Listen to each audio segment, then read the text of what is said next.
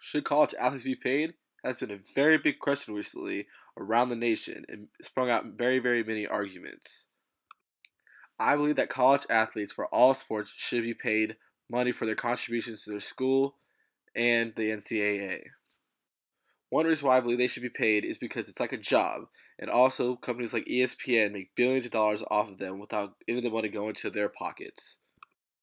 Tyler Harnett is a writer for the Huffington Post, and in his article, he states that being an athlete is a full-time job. On a typical day, a player will wake up before classes, get a lift or conditioning session in, go to class until 3 to 4 p.m., go to practice, go to mandatory study hall, and then finish homework or study for a test. He also writes that the NCAA and CBS signed a $10.8 billion television agreement over 14 years, none of which any of that money will go to the players.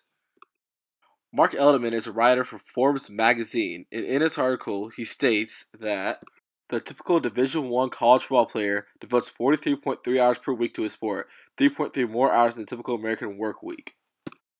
He also states that the NCAA currently produces nearly $11 billion in annual revenue from college sports.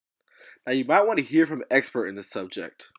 Meet Tyree Ball, a college athlete who played football at Ball State University for 5 years. Now, I was able to sit down and have an interview with him, and this is what he said. So how many hours do you think you put in per week?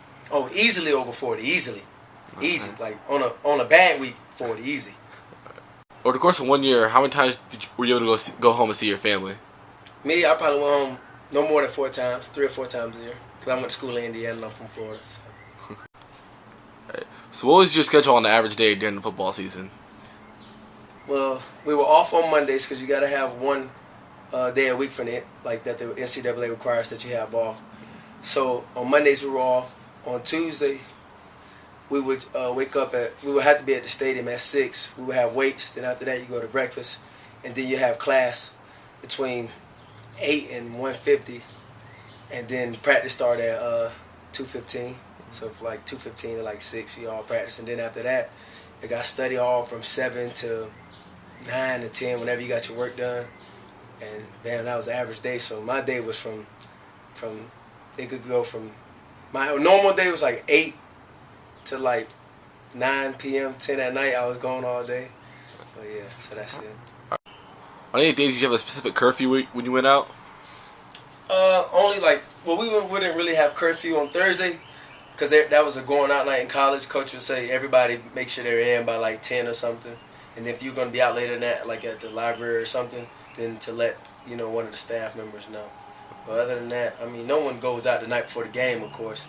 So, but after you win on Saturday, you want to party. So you were fine then. So whenever you came in. For the 5 years you gave to Ball State University, do you think you should have been paid at all?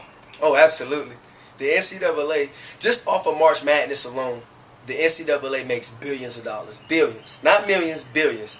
So that doesn't even account for college football. We're just talking, and that's just strictly for CBS to televise March Madness. They pay like $6.8 billion, I believe, to the NCAA. So they're making billions just off of a week alone, or a few weeks, and you know what I mean? And that's not even counting all the other collegiate sports. Of course we should be getting paid. Even if it's a little stipend, we should be getting something.